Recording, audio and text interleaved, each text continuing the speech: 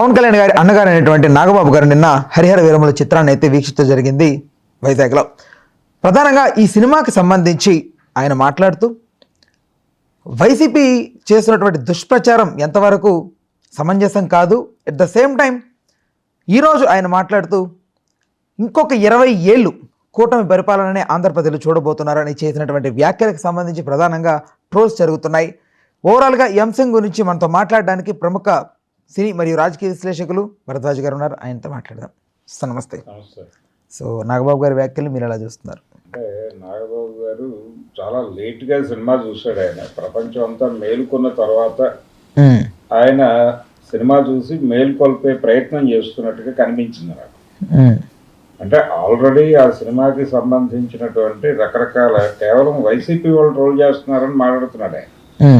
YCP వాళ్ళు troll చేయడం కాదు, ఆయన అభిమానులే, పవన్ కళ్యాణ్ అభిమానులే డిసప్పాయింట్ అయ్యారు అని స్వయంగా వాళ్ళే మాట్లాడుకుంటున్నారు.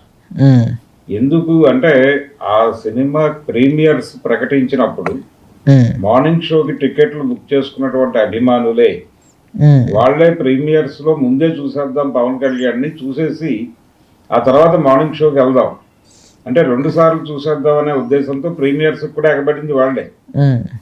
ఎగబడి అంటే 700 రూపాయలకు టికెట్లు కొని వచ్చేసారు వాళ్ళందరూ. వచ్చి సినిమా చూసి డిసప్పాయింట్ అయ్యి మార్నింగ్ షోకి వెళ్ళలేదు, భయపడిపోయి. దాంతో చాలా చోట్ల టికెట్లు బుక్ అయ్యాయి కానీ లోపల జనం కనిపించలేదు మార్నింగ్ షో. ఇది పరిస్థితి. అంటే అభిమానులు ఉన్నారు, ఆయన కరెక్ట్ ఫ్యాన్స్ ఉన్నారు. ఈ అభిమానులందరూ థియేటర్ల వైపు పోటెత్తారు. ఆయన సినిమా రిలీజ్ అవుతోంది చూడాలి అనేటువంటి ఒక క్యూరియాసిటీతో. ఈ అభిమానులు ఇలా థియేటర్లకి వెళ్తారు అనే విషయం తెలిసి వాళ్ళని కొంచెం అంటే తను ప్రమోట్ చేయడం ద్వారా తను ప్రెస్ మీట్ పెట్టాడు. హైదరాబాద్ లో ప్రీ రిలీజ్ ఈవెంట్ లో పాల్గొన్నాడు పవన్ కళ్యాణ్. అలాగే వైజాగ్ లో కూడా ప్రీ రిలీజ్ ఈవెంట్ లో పాల్గొని మాట్లాడాడు. ఈ హడావిడి తన అభిమానుల్ని ఛార్జ్ చేస్తుంది, వాళ్ళందరూ పరిగెట్టుకుంటూ థియేటర్లకు వెళ్తారు అని తెలిసి ఆయన తెలిసి ఈ ప్రోగ్రాం పెట్టాడు. దాంతో వాళ్ళందరూ ఛార్జ్ అయ్యి థియేటర్లకు పరుగులు పెట్టారు. డబ్బులు వచ్చేసినాయి వాళ్ళకి, 700 రూపాయల చొప్పున టికెట్లు దిగిపోయినాయి. అలాగే మార్నింగ్ షోస్ కి ఆ ఫస్ట్ డే కలెక్షన్స్ వచ్చేసినాయి. అక్కడితో అయిపోయింది కథ. అంటే అభిమానులే బయటకు వచ్చి ఈ సినిమా గురించి ఏం చెప్పాలో అర్థం కానటువంటి డోలాయమాన స్థితికి వెళ్ళిపోవడం అనేది ఒక విచిత్రమైన పరిస్థితిలో ఆ సినిమా తనకి తానే కిల్ అయిపోతూ వస్తోంది. ఈ పరిస్థితిలో అంటే శనివారం థియేటర్లలో కేవలం 30% ఆక్యుపెన్సీ ఉంది దానికి. ఏది వీకెండ్లో సండేకి ఒక 5 నుంచి 7% పెరిగింది అంతే. 40% రౌండ్ ఫిగర్, 40 అనుకుందాం. అది కండిషన్. అంటే ఆదివారం శని ఆదివారాల్లోనే 30-40 మధ్య దోబూచులాడిన సినిమా మండేకి దారుణంగా పడిపోయింది, 20కి పడింది. ఇది కండిషన్. ఈ పరిస్థితుల్లో నడుస్తోంది. అది ఎవరు చేసింది కాదు. వైసీపీ వాళ్ళు బాయ్కాట్ అని ఎప్పుడు అన్నారు? ఈయన ఔరంగజేబ్తో పోలుస్తూ ఆ వేదిక మీద నుంచి మాట్లాడినప్పుడు బాయ్కాట్ క్యాంపెయిన్ అన్నారు వాళ్ళు. కానీ ఆ బాయ్కాట్ క్యాంపెయిన్ వలన సినిమా దెబ్బతినలేదు. సినిమా దెబ్బతినడానికి కారణమే పవన్ కళ్యాణ్. ఆ కథకి తగినంత టైం కేటాయించలేదు ఆయన. కేటాయించకుండా రోజుకు 2 గంటలు మా ఇంటి పక్కనే షూటింగ్ చేయాలి అనటం వలన జరిగినటువంటి విధ్వంసం. కంటెంట్ పరమైన లోపాలు చాలా ఉన్నాయి దానిలో. జ్యోతికృష్ణ అడ్మిట్ చేశాడు. అంటే ఒరిజినల్ గా క్రిష్ అనుకున్నటువంటి కథ ఇది ఒక రాబిన్ హుడ్ తరహా కథ. దీనిలో ఒక అంటే వీళ్ళు ఢిల్లీకి చేసేటువంటి ప్రయాణం సాహసోపేత యాత్రగా మారుద్దాం అనుకున్నాడు ఆయన. ఈ ప్రయత్నంలో ఆయన స్క్రిప్ట్ రాసుకున్నాడు. కానీ ఎప్పుడైతే ఆయన తప్పుకున్నాడో సీన్లో నుంచి, జ్యోతికృష్ణ ప్రవేశించిన తర్వాత దీనికి కొంచెం సనాతన ధర్మాన్ని యాడ్ చేద్దామని చెప్పేసి ఈ సత్యరాజు క్యారెక్టర్ ఇవన్నీ తర్వాత వచ్చినాయి కథలోకి. ఆ అగ్రహారంలో ఈయన పెంపుడు వెళ్ళటము ఇదంతా కూడా తర్వాత యాడ్ చేసుకుంటూ వెళ్ళారు. ఇలా ఆ ఎపిసోడ్ చివరికి సినిమాని ఆక్రమించింది.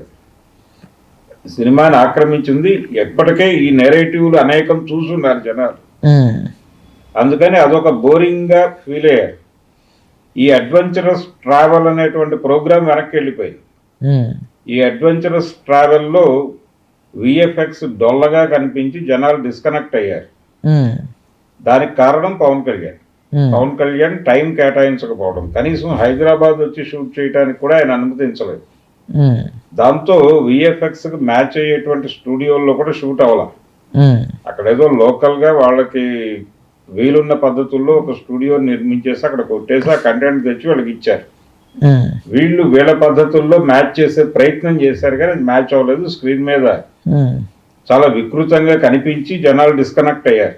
ఉమ్, ఫైనల్ గా నిన్న ఒక 20 నిమిషాలు ట్రిమ్ చేసి మళ్ళీ రీలోడ్ చేస్తున్నాం అన్నారు. ఉమ్, ఒకసారి ఒక ఒపీనియన్ ఏర్పడిపోయిన తర్వాత మీరు రీలోడ్ చేసినా ఏం చేసినా జనాలు వెళ్ళరు.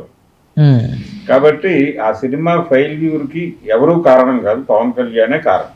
ఉమ్, ఆ కథ అనుకున్నప్పుడు అనుకున్న పద్ధతిలో ఎగ్జిక్యూట్ చేయడానికి తనకు అవకాశం ఉందా లేదా అనేది తను చెక్ చేసుకోవాలి.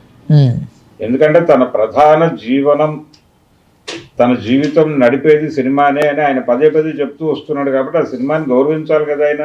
ఉమ్, సినిమాని గౌరవించకపోవడం వలన వచ్చిన సమస్య ఇది. ఉమ్, ఆ సినిమాకి ఆ కథకి కావాల్సినంత టైం కేటాయించకుండా వదిలిపెట్టడం వలన సినిమా ఫెయిల్ అయింది అనేది ముందు అంగీకరించాలి. ఉమ్, అది అంగీకరించడానికి మొహమాటం. ఉమ్, అద్భుతంగా ఉంది సినిమా అని చెప్తున్నాడు ఆయన సినిమా చూసి, నాగబాబు గారు.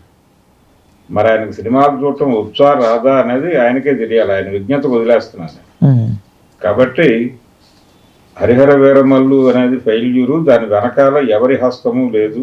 ఉమ్, ఎవరో బాయ్కాట్ చేయమంటే సినిమాలు ఫ్లాప్ అవుతాయి అనేది భ్రమ. ఉమ్, అందులో కంటెంట్ ఉంటే ఎవరు బాయ్కాట్ చేయమన్నా సినిమా ఆగదు. ఉమ్, ఎందుకంటే ఆయన ఏమి కొత్త నటుడు కాదు. ఉమ్, ఆయనకి ప్రాపగాండా సినిమాలు కూడా అక్కర్లేదు నిజానికి. ఉమ్, ఆయన జనాల్ని ఎంటర్టైన్ చేసి ఎంగేజ్ చేసేటువంటి ఉమ్, నటుడు. ఉమ్, ఆయనతో క్రిష్ అనుకున్నట్టుగా ఒక అడ్వెంచరస్ ట్రావెల్ ని ప్లాన్ చేసి ఉమ్, ఆ పద్ధతిలో సినిమా తీసుంటే ఒకటే భాగంగా ఉమ్, హాయిగా ఉండేది.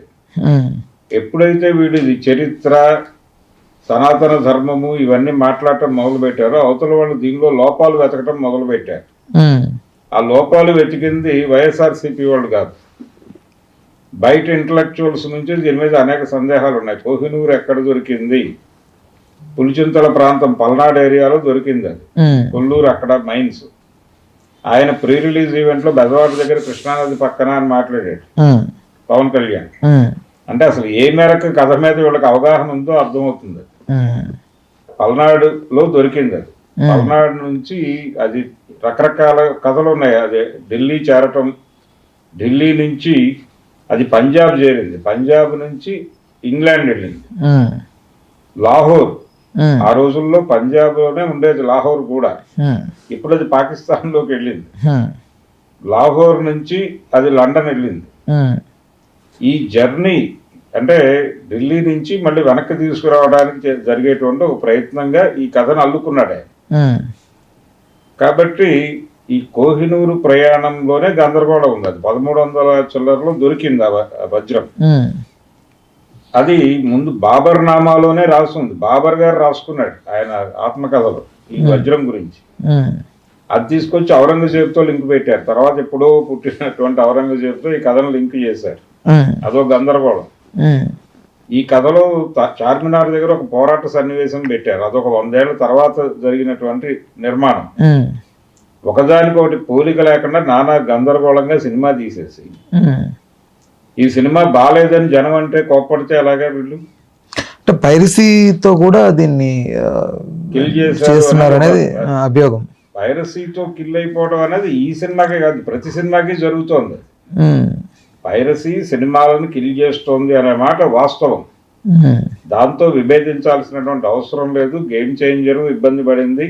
ఉమ్, సంక్రాంతికి వస్తున్నాం అనే సినిమా కూడా బస్సుల్లో ప్రదర్శించారు ఆ రోజునే. ఉమ్, ఆ విషయం ఓపెన్ గా దిల్ రాజు గారే చెప్పుకున్నాడు ప్రపంచానికి. ఉమ్, ఇది ఏ సినిమా అయినా మేము లీక్ చేసి తీరుతాం, మీరు దిక్కున్న చోట చెప్పుకోండి అని ఐబొమ్మ నుంచి ఒక మాట వచ్చేసింది బయటకు ఆల్రెడీ. ఉమ్, సో దీన్ని ఎలా అడ్డుకోవాలి, దీనికి సంబంధించి ఆల్రెడీ కేంద్ర ప్రభుత్వం ఒక చట్టం చేసింది. 3 ఏళ్లు శిక్ష వేస్తాం ఎవరైనా పైరసీకి పాల్పడితే అని చెప్పారు వాళ్ళు. ఉమ్, కానీ ఈ 3 ఏళ్లు శిక్ష వేస్తామంటే ఇది ఆగిపోయే వ్యవహారం కాదు.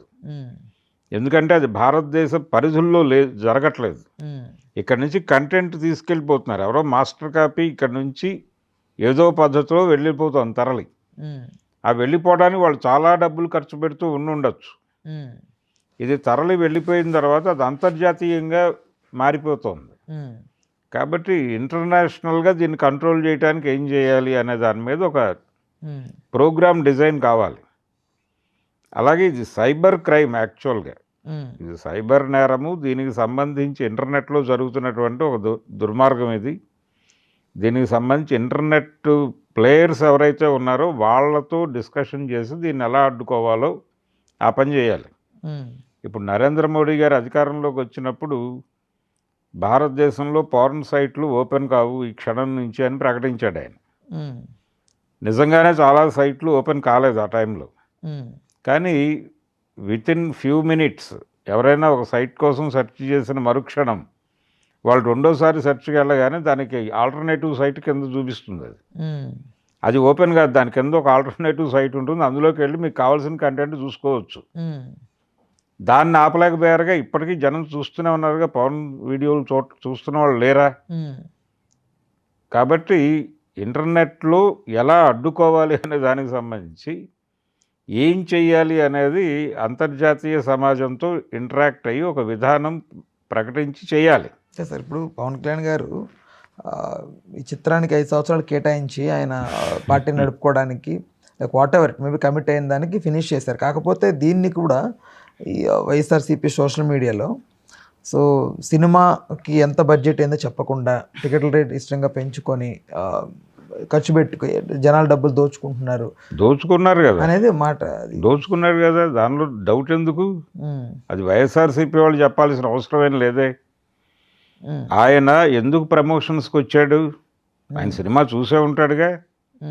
సినిమా చూసి ప్రమోషన్స్కి వచ్చాడు ఆయన. వచ్చి ప్రెస్ మీటు 2 ప్రీ రిలీజ్ ఈవెంట్లు చేశాడు. చేయటం ద్వారా అభిమానుల్లో కాన్ఫిడెన్స్ నింపాడు ఆయన. వాళ్ళందరూ వెళ్ళి 700 రూపాయలకి బలైపోయారు అక్కడ ఈ సినిమాని.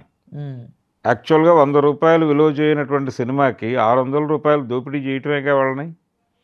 అభిమానుల గొంతులు కోసుకు తినేయటమేగా దాన్ని. మొత్తం కలెక్షన్ ఎంత వచ్చింది అనుకుంటున్నారు సార్ మీ రిపోర్ట్ ప్రకారం?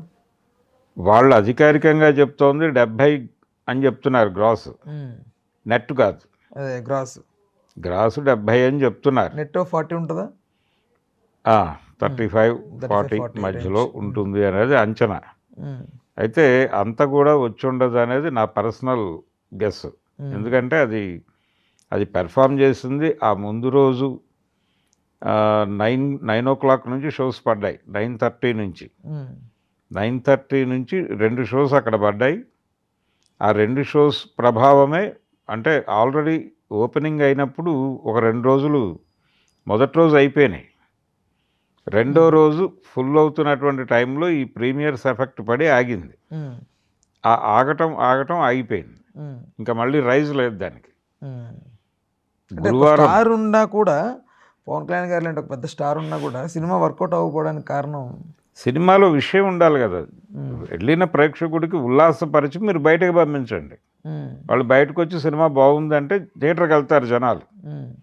ఎప్పుడైతే సినిమా అంత గొప్పగా లేదు అనే అభిప్రాయం బయటకు వచ్చిందో సినిమా చూడటానికి ఇతర ప్లాట్ఫామ్స్ ఉన్నాయి. సినిమా థియేటర్ ఒకటే ప్లాట్ఫామ్ కాదు ఇప్పుడు సినిమాకి. అలాగని ఓటీటీ కూడా ప్లాట్ఫామ్ కాదు. మధ్యలో డౌన్లోడ్ చేసుకుని చూడటానికి దొంగ మార్గాలు 100 ఉన్నాయి. ఎప్పుడైతే థియేటర్లో ఈ సినిమా చూడక్కర్లేదు అనే అభిప్రాయం దొర్లిందో ఇమ్మీడియట్గా ఎక్కడో అక్కడ నుంచి డౌన్లోడ్ చేసుకుని చూడటం మొదలుపెట్టారు జనాలు. హరిహర వీరమల్లు అనే సినిమా జనం మొత్తం చూశారు, కానీ చూడాల్సిన చోట చూడలేదు. దాంతో డబ్బులుగా కన్వర్ట్ అవ్వలేదు ఆ చూడటం అనేది. అందుకని నష్టపోయింది సినిమా.